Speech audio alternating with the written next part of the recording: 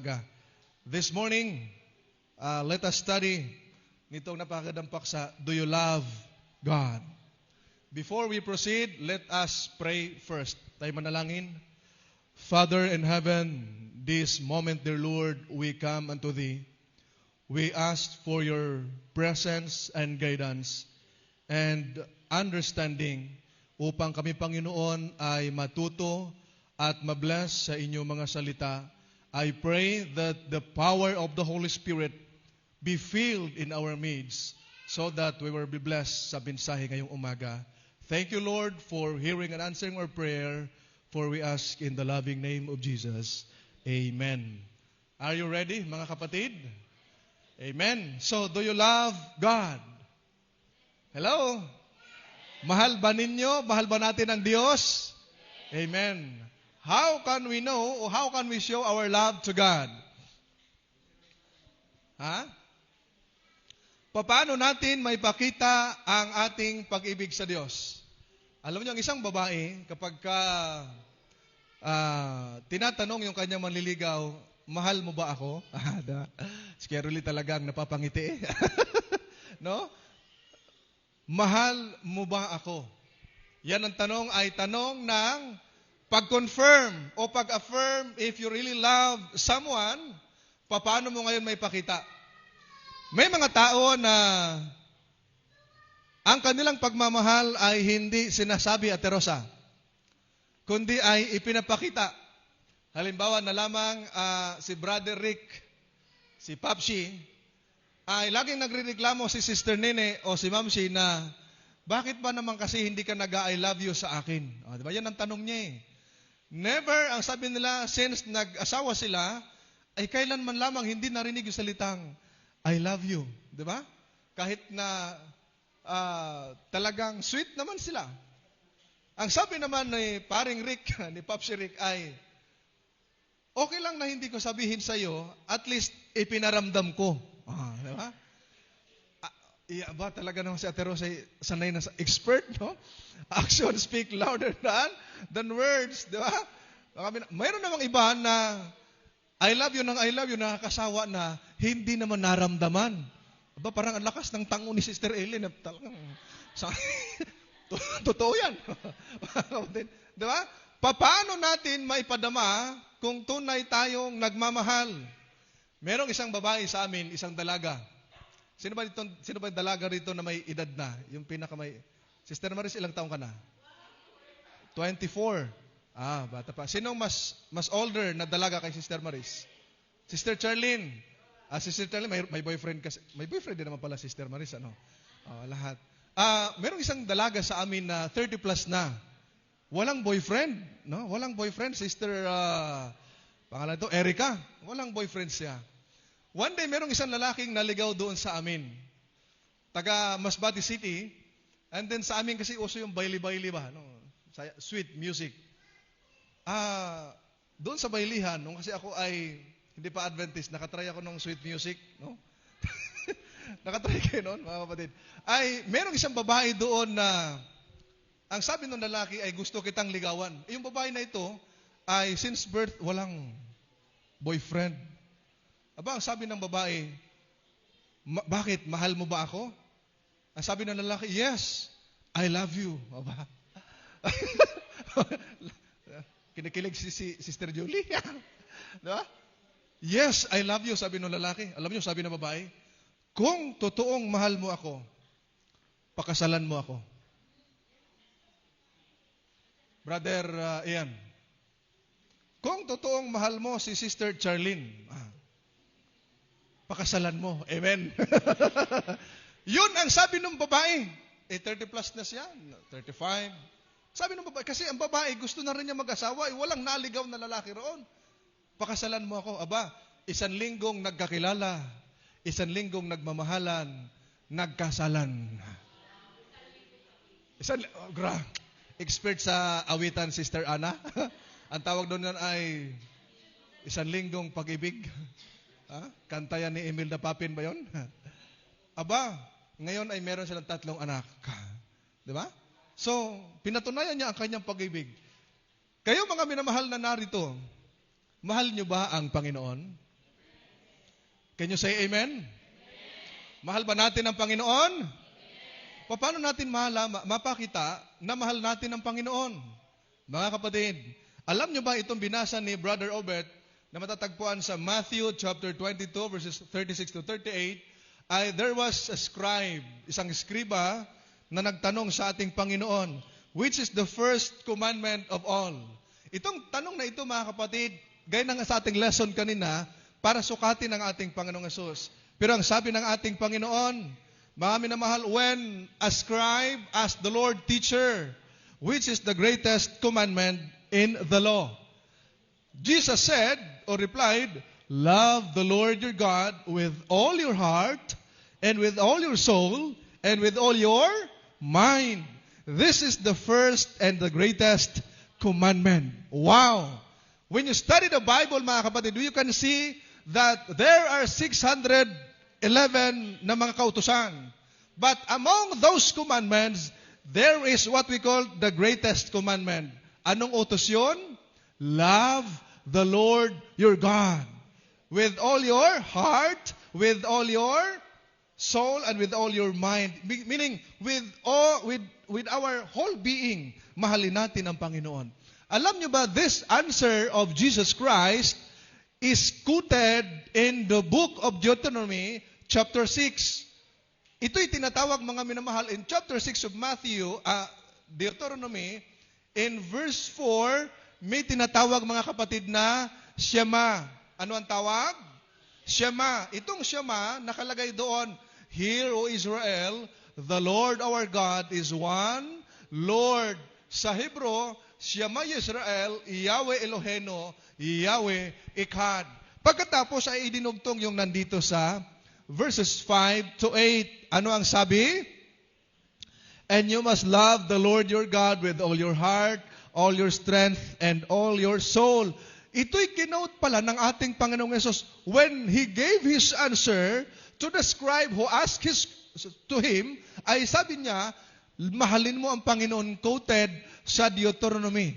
At alam niyo ba, mga kapatid, itong pagtuturo na mahalin ang Diyos ng buong puso, ng buong pagkatao, ng buong kaluluwa at ng buong isipan, ay ang sabi rito, and you must commit yourselves wholeheartedly to these commands that I am giving you today. Ipinaalala, mga minamahal, na dapat isa puso yung utos na ito na pag-ibig sa Diyos. At alam nyo ba, mga kapatid, kayong mga nanay na narito, listen carefully.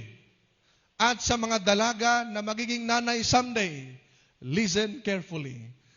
Ang sabi rito, doon sa parents, not just the mother, but also the father. Kaya nga, when you marry someone, dapat ka-faith mo, kapananampalataya. Kasi pag hindi, mag-aaway kayo paano palakihin at pangalagaan ng inyong mga anak. Dito, mga minamahal, bakit sinabi rito na itong pagkilala at pag-ibig sa Diyos ay isa puso, isa isip? Why? Sapagkat sa verse 7, ang sabi rito, teach them again and again to your children. Ituro nyo ito ng paulit-ulit sa inyong mga anak. How can you teach your children kung ikaw mismo na magulang, hindi mo mahal ang Panginoon? And you don't even know who is God. Paano mo siya ituro sa mga bata kung ikaw mismo hindi mo mahal ang Panginoon? At ang sabi rito, talk about them when you are at home. Ituro mo sa kanila kung kayo'y nasa tahanan, kung kayo nasa bahay. Mga kabataan, makinig po kayo riyan. Okay? At ang sabi rito, and when you are on the road, while you are traveling, ano pa? When you are going to bed, bago kayo matulog. That's why we have tinatawag nating family worship, evening and morning. Sapagkat napansin niyo, have you noticed, mga kapatid, ang sabi riyan, when you are going to bed and when you are getting up, sa inyong pagbangon sa umaga. So yung pagtuturo sa mga bata about sa pag-ibig sa Diyos, hindi lang isang beses. Ang sabi riyan, teach them again and again. At sinabi rito, Tie them to your hands. Itali mo sa iyong mga kamay and wear them on your forehead as reminders. What does it mean by the word tie them to your hands? Gawin mo ito. Okay? At ang sabi riyan, wear them on your heads, lagi mong isaisip bilang pag-ala-ala mga kapatid, as reminders mga kapatid ko. So, remember, before we teach your children, dapat makita muna sa atin, mga kapatid. Alam niyo yung mga bata, pag nakikita nila yung parents nila na nagpipray sama-sama, they are praying together, they are praising the Lord together, they sing praises to the Lord, makikita ng bata, wow! Di ba? Mga minamahal, and tinuturuan nyo pag kayo nakaluhod ng mga magulang, yung mga bata, sasama nyo na nakaluhod. Wow! They are a growing mga kapatid na nasa Panginoon. Mga minamahal. Ngayon, ating pag-aaralan, mga kapatid, how to love our God.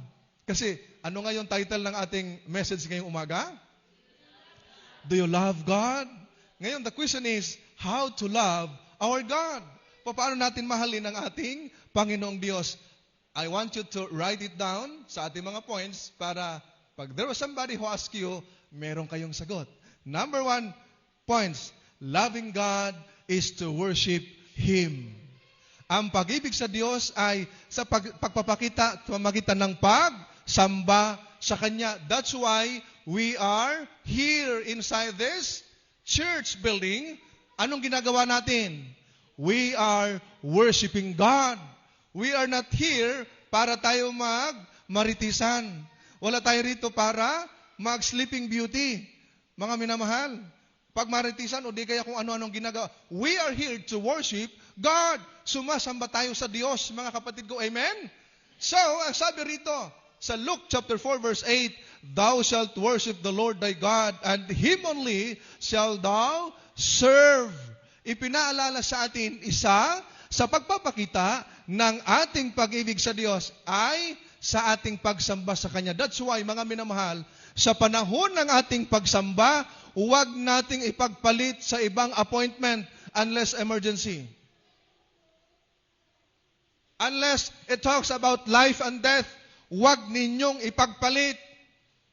That's why God has given us 6 days to work.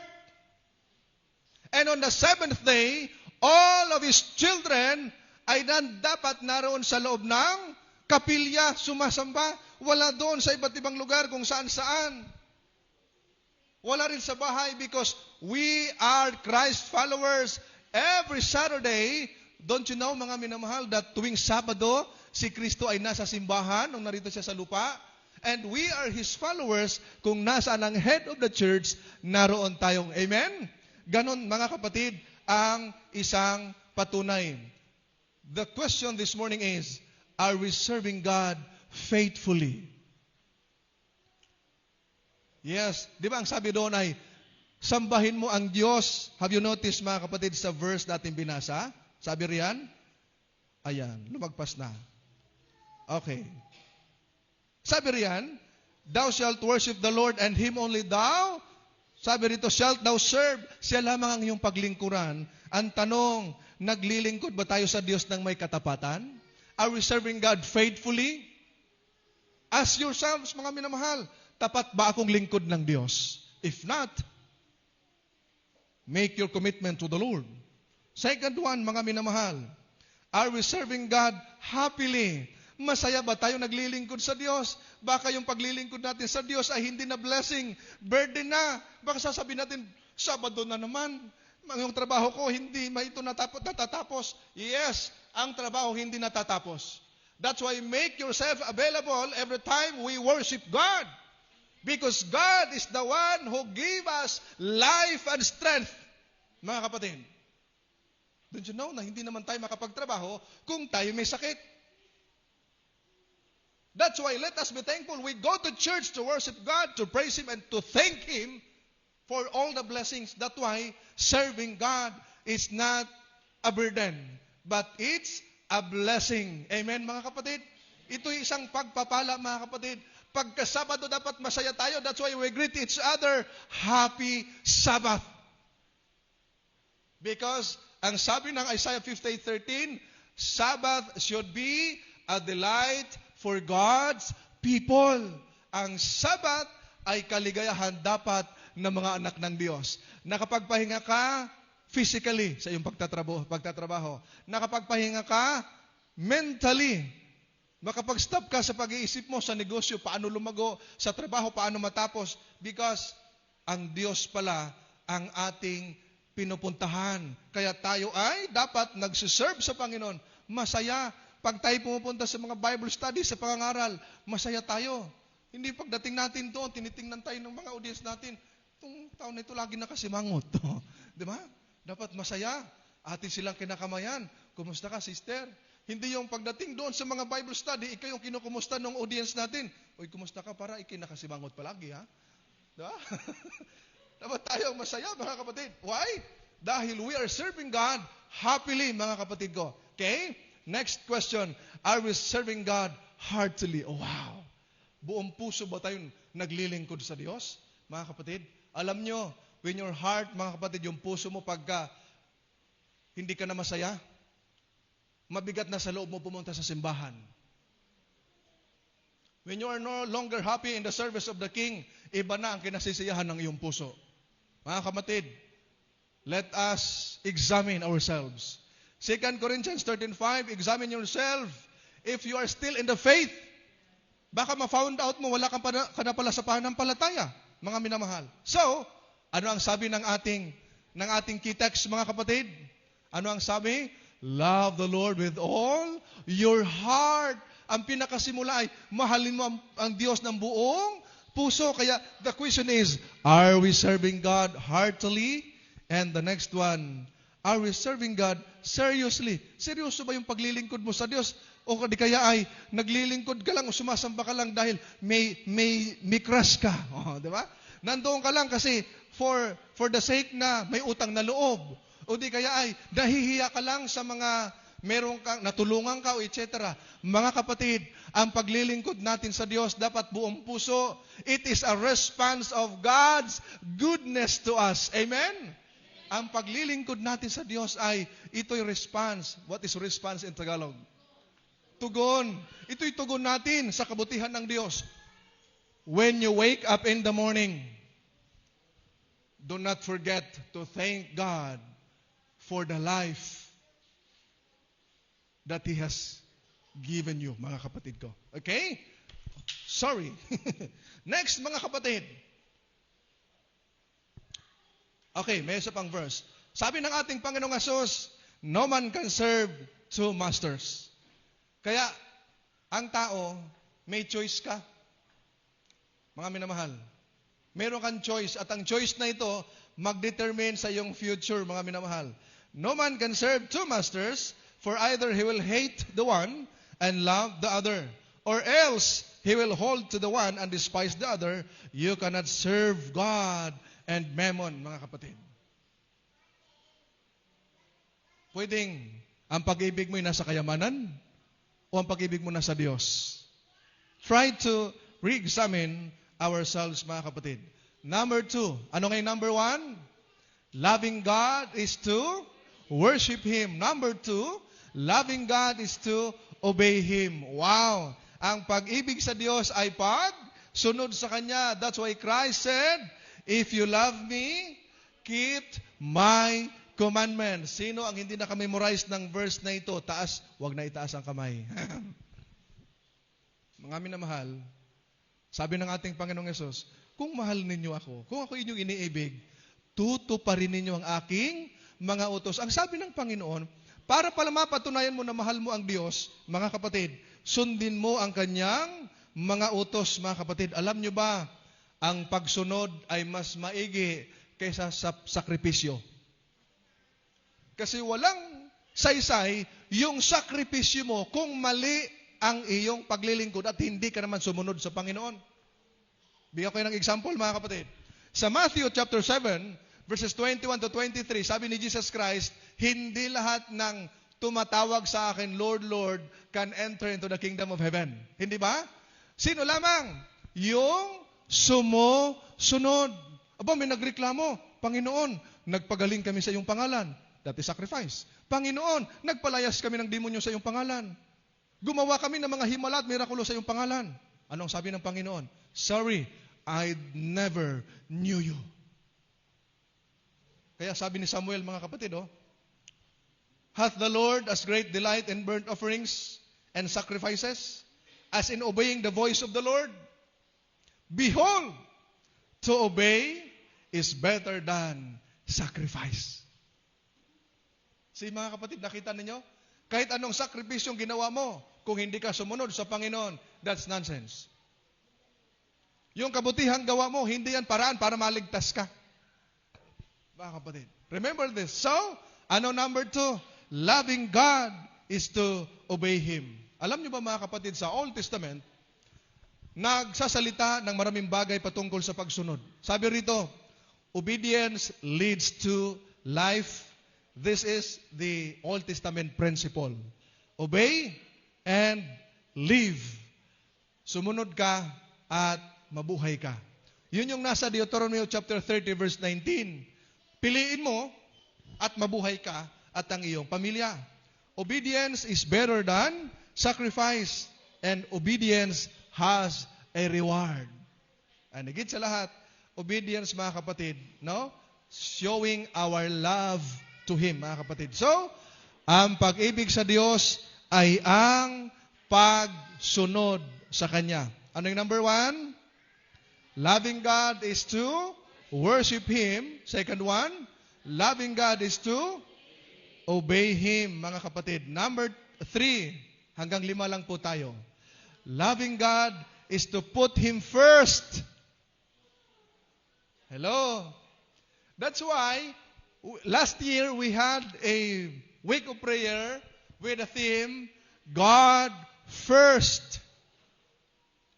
Dito sa third na points natin, mga kapatid, ang pag-ibig sa Diyos ay ginagawa siyang una sa lahat. Kaya mga minamahal, ang sabi ng Panginoon, thou shalt love the Lord with all your heart. Sa puso mo'y siya ang number 1. Hindi number 2, mga kapatid. He is our top priority. Kaya sabi ng Panginoong Jesus, 6:33 ng Matthew, seek ye first the kingdom of God. Seek ye first thy kingdom of God. Di ba?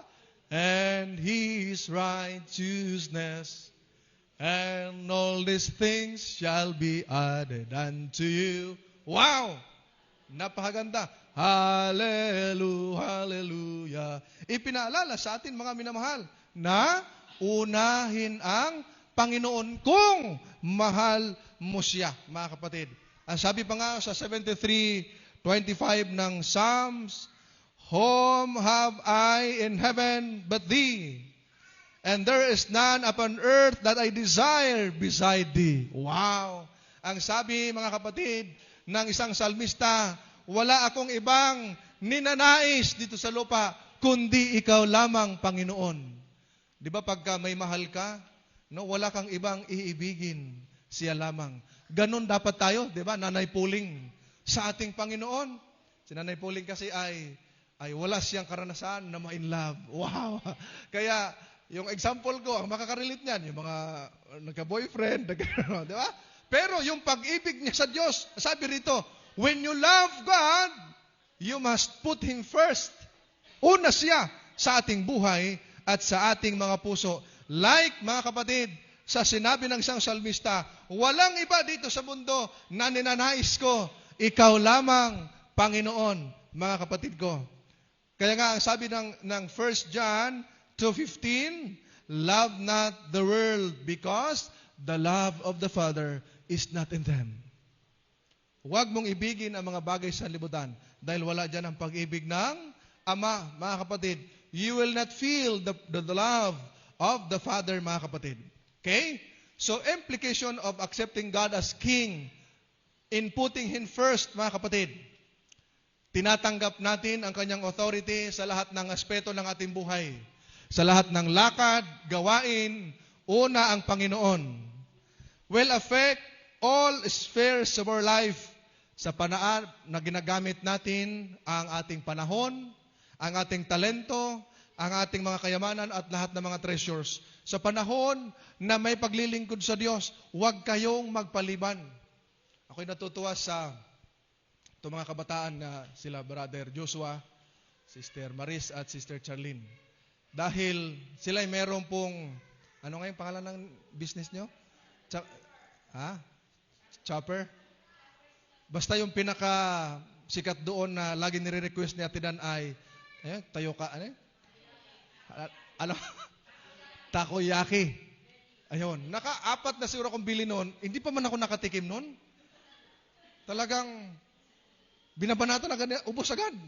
Sabi ko, anong lasa? Sarap. Naka-4 na siya. Ay, natutuwa ako mga kapatid kasi dati magkakasama yan silang 3.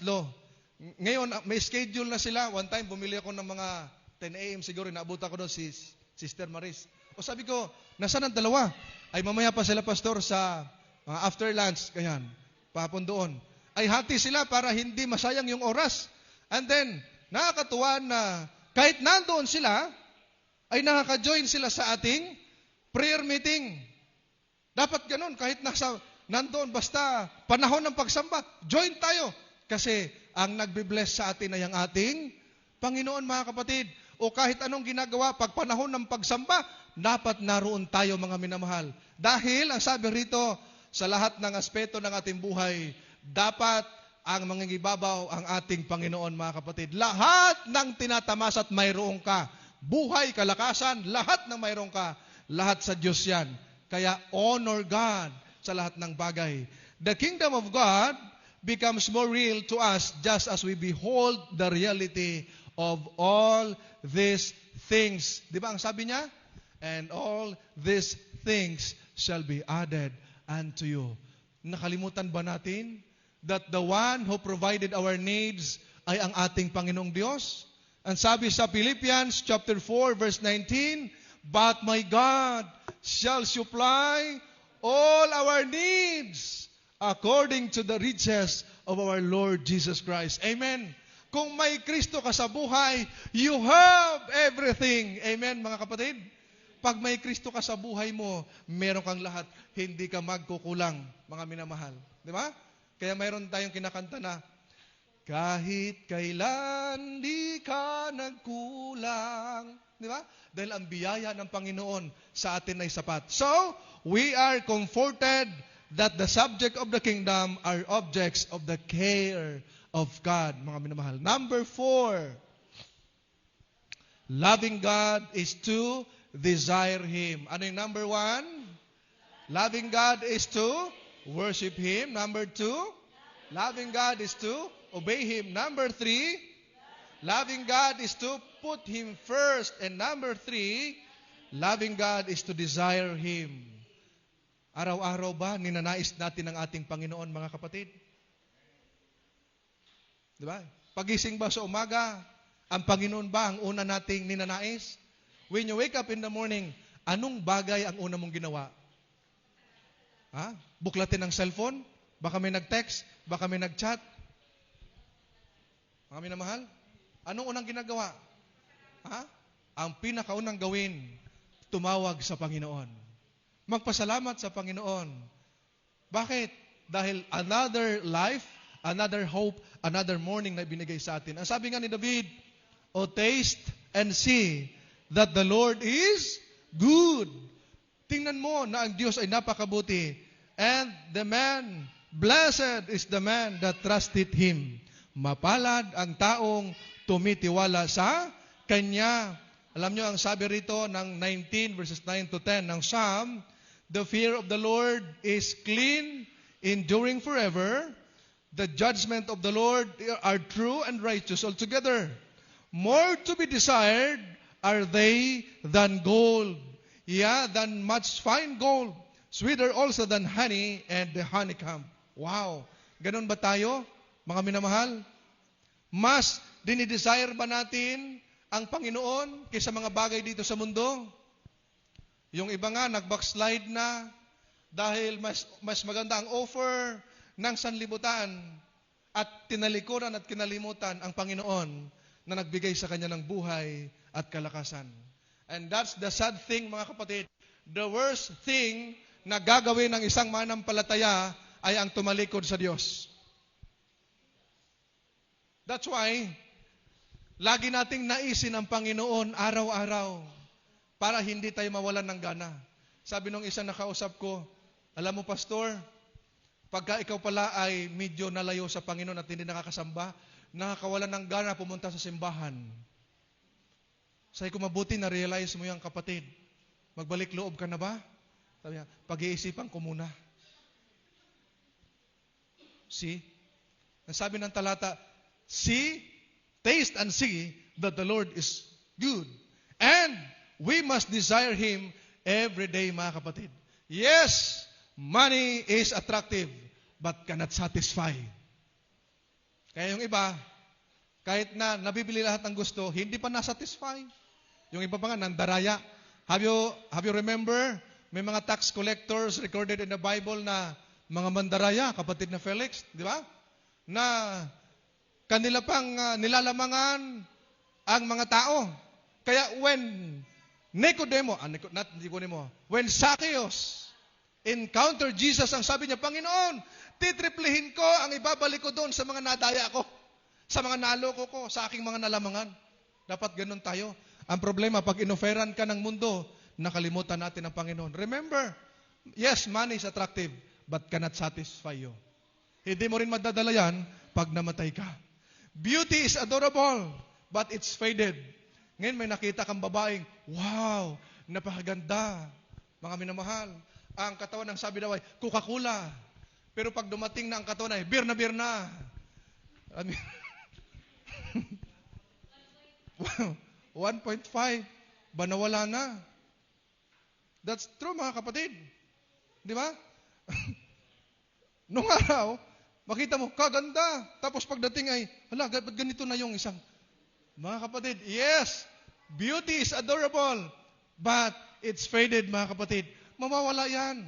Alam nyo, may nakita ako nag-live, isang nagbabantay sa sementeryo, Kuya Rolly. May namatay doon na pinahuhukay ng family. Dalaga, kapatid na Maris. Dalaga, namatay. 20 plus years old. Alam niyo ang nangyari. Batawa sa kanila. Yung namatay, mga kapatid, ay may tarpaulin pa na hindi pa nasira. Nung tinignan ng tarpaulin ng babae, napakaganda, maputi, makinis. Pero nung tinignan yung kanyang bungo, kapatid na Charlene, buhok na lang natira at ngipin. At buto, wala na. Ang sabi, mga kapatid, nung mga naghukay, alam nyo, mga kababayan, ang sabi niya, yung ganda niya, nawala na. Buto na lang. Hindi mo na ngayon ma-identify kung yung namatay, matangos o flat ang ilong. That's true. Kasi pag namatay ang isang tao, yung kanyang ilong, puro butas na ang natira. Paano mo ma-identify? Matangos o pango? Hindi na. Wala na, mga kapatid. That's why, sa harapan ng Panginoon, pogi ka man o pangit, ikaw man ay matangkad o pandak, it doesn't matter. Ang mahalaga, may Panginoon ka sa iyong buhay. Amen? Yes, mga kapatid. Beauty is adorable, but it's faded. Strength is power, but it's weakest, mga kapatid. Kita ninyo? Mga minamahal. Si Samson, isang taong napakalakas, binayaan siya ng strength ng Panginoon, pero dahil kahinaan niya babae, yun napapahina sa kanya. Say, mga kapatid, at yun ang kanyang ikinamatay, Kuya Obet. Kaya hiwalayan mo na, wag mo nang alalahanin yung hindi mo na hiwalayan na girlfriend mo. Okay. Gadgets are desirable, yet harmful. Sino sa inyo rito ang walang ako cellphone dito. Sino rito ang walang cellphone? May I see your hands? Yung yung hindi nakagamit ng cellphone. Wala ngayon. Mga minamahal. See? Sino sa mga bata rito, hello mga magulang, listen carefully. Sino sa inyo mga bata na nandito na never ninyong pinahawak ng cellphone? May I see your hands, please? Please lang. Wag na lang. Wala pala. Mga kapatid, remember, gadgets are desirable, but it's harmful. Makasisira yan sa utak, sa mata, at sa alinmang bahagi ng iyong organ. It's full of radiation, mga kapatid. Okay? Nagnanais tayo, oy, sana may cellphone. Di ba? Sana all iPhone. O, sino ang cellphone dito ay iPhone? Sino dito ang cellphone ay Apple? Apple, iPhone yun di ba? Sino rito ang Apple? Sino rito ang Oppo? Mayroong Oppo na cellphone, di ba? Sino rito ang cellphone ay kalabasa? Ulam natin yun mamaya, mga kapatid. Yes! Mga kapatid, gusto natin magkaroon tayo, mga minamahal, ng cellphone or anumang gadgets, laptop. Alam niyo yung aking mata, bakit na-blurred dito? Nung pandemic, hindi sa cellphone. Nung pandemic, sa laptop. Bakit ang live namin, araw-araw, gabi, todo ang aming study, kasi question and answer live. When I was in Kapitulo, Versikulo, so ang aking mata na-blurred. Ngayon, pag tumingin ako sa inyo, hindi ko na makita ang inyong mga mata. Mga kapatid, ang nakikita lang nito si Ate Dan. Wow! Okay naman. Ay, kailangan na may naka-eyeglass, no? Ba napalakpak si Ate Dan Parang kinikilig. Mga kapatid. So, kailangan na natin ng eyeglass para makita. Mga kapatid. Okay? So, kinikilig si Ate G. Sana katabi niya si Kuya Ado. Mga minamahal, maging disiplinado tayo paggamit sa gadget. Okay? At higit sa lahat, gawin yan sa kapupuri ng Panginoon. Friendship is great. Sino dito ang walang friend? Lahat tayo may friends. But sometimes, betrayal. Alam nyo, yung mga kaibigan mo nag-traitor sa'yo, ano tawag? Hudas ka. Diba? Close friend mo, tapos hudas ka. O diba? Lalo na yung boyfriend mo, naging boyfriend niya. Naku talaga naman. Sambunutan hanggang sa makalbo, mga kapatid. Diba? So, tandaan natin mga kapatid, mas magandang i-desire natin ang Panginoon. Number 5, the last one. Ano ngayon number 1? Loving God is to worship Him. Loving God is to obey Him. Number 3, loving God is putting Him first. Number 4, loving God is to desire Him. And number 5, loving God is to hate sin. Paano mga minamahal? Ang sabi rito, ye that love the Lord hate evil. Ano ang sabi? Yung mga nagmamahal at umibig sa Panginoon, galit sa kasalanan. When you love the Lord, you hate evil. You hate sin, mga kapatid. He preserveth the soul of His saints and delivered them out of the hand of the wicked. The fear of the Lord is to hate evil. Kanina, the love of the Lord is to hate evil. Dito naman, the fear of the Lord is to hate evil, mga kapatid. Pride and arrogancy and the evil way and the froward mouth do I hate. Dapat ganun pala tayo, mga kapatid. Pagkamahal natin ng Panginoon, galit tayo sa kasalanan, galit tayo sa masama. That's why pagkapalagay mo, hindi maganda yon, napupuntahan mo, much better na huwag kang pumunta roon. Para hindi ka matukso, hindi ka madala, at hindi ka mapulaan, mga minamahal. Because ang pagkatakot at pagmamahal sa Panginoon ay pagkagalit sa kasalanan. Through thy precepts I get understanding. Therefore, I hate every false way. Wow. Galit, mga kapatid, no? Sa bawat mga hindi magandang bagay. Alam nyo, to hate sin is not sin if you do it. Galit ba tayo sa kasalanan? Sabihin natin, yes. Pero pag patuloy kang gumagawa ng kasalanan, to hate sin is not sin if you do it. Mga kapatid, hello? If you will not hate sin, you will love it. Kaya anong tawag? Yung kasalanan na paulit-ulit mong ginawa, kahit kasalanan, ano tawag? Darling sin. Kaya nga sabi rito, if you will not hate sin, then you will love it. And then ang tawag nun, kasi mahal mo na yung kasalanan na yun, ang tawag ay darling sin. Mga minamahal. Yan ang mangyayari. Loving sin is becoming slaves. Ang pagmamahal mo sa kasalanan ay magiging alipin ka. Mga kapatid, hindi mo na mahal ang Panginoon. Imprison of evil practices and habits, mga kapatid. Delikado, mga kapatid. Alam nyo ba na ang kasalanan ay sumisimbolo sa leprosy? Do you know what is leprosy? Anong Tagalog ng leprosy? Tong, tong, tong, pakitong, kitong. Oh, kitong. Ha, alam niyo ba ang ketong nung araw? Walang cure. Walang gamot. Mga kapatid, ang sabi rito sa Desire of Ages 262 page paragraph 1, all of the diseases known in the East, the leprosy was most dreaded. Its incurable and contagious character. At alam nyo ba, pag mayroong kang ketong, hindi ka makakasama sa maraming tao. Because ang sabi rito, mga kapatid, ay it was looked upon as symbol of sin. Kaya pagka may ketong ka, isa ka sa pinaka-worst na makasalan ng tao. Inilalayo nila yon. Inihiwalay nila. Hindi sinasama. Bakit? Nakakahawa. Walang gamot. Parang COVID. Parang virus. See? The COVID-19 virus, kapag nahawa ka, anong gagawin sa'yo? I-isolate ka, di ba? Merong quarantine area. Hindi ka pwede dun sa iyo bahay. Kasi pag naubos kayo, lahat kayo pupunta sa ospital. Pagbalik, nakagarapon na. Abo na laang, mga kapatid. Ganyan ang leprosy sa kanilang panahon, mga minamahal na mga kapatid. Sin is a symbol of leprosy. Sin is harmful, dangerous, and deadly. Nakakatakot, nakakamatay.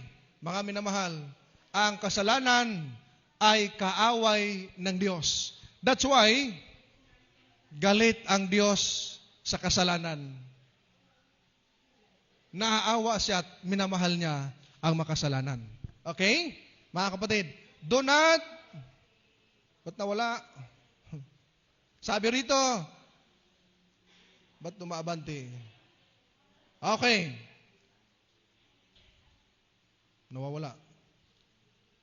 Sabi rito, mga kapatid, some Israelites did not enter the promised land because of it. Kasalanan. Anong kasalanan ginawa nila? Unbelief. Kawalan ng pananampalataya. Bakit maraming mga tao hindi makarating sa simbahan pero gusto makarating sa langit? Anong problema? Unbelief. Kawalan ng pananampalataya, mga kapatid. Si Eva at si Adam, tiniwalag sa Garden of Eden. Bakit? Dahil sa kasalanan. Si Satanas, pinalayas at inihagis sa lupa kasama ng 1/3 of his angels. For what reason? Kasalanan, mga kapatid. Death is reality of how terrible sin is. Bakit ang tao namamatay? Bakit? For the wages of sin is death. Ang kabayaran ng kasalanan ay kamatayan. Kaya pala ang tao namamatay, mga kapatid. Kaya para tayo ay makarating doon sa langit. Para tayo ay magkaroon ng principle na nasa Biblia na itinuturo ng lumang tipan, maging sa bagong tipan ng ating Panginoong Yesus. What is the greatest among the commandments is to love God above all. And let us make Him the number one in our hearts. Let us review, mga kapatid, bago tayo magtapos. Ano o paano natin malaman at mapakita na mahal natin ng Diyos? Number 1, loving God is to worship Him. Number 2, loving God is to obey Him. Number 3, loving God is to put Him first. Number 4, loving God is to desire Him. And number 5, loving God is to hate sin. Mga minamahal, let us put it into practice if we really love the Lord. Ano ang sabi rito? Love God above all and make Him the number one in your heart. Kung dati, iba ang una sa puso nyo, ngayon ilagay nating una sa puso natin ang ating Panginoon. May the Lord God bless us this afternoon. Happy Sabbath, mga kapatid.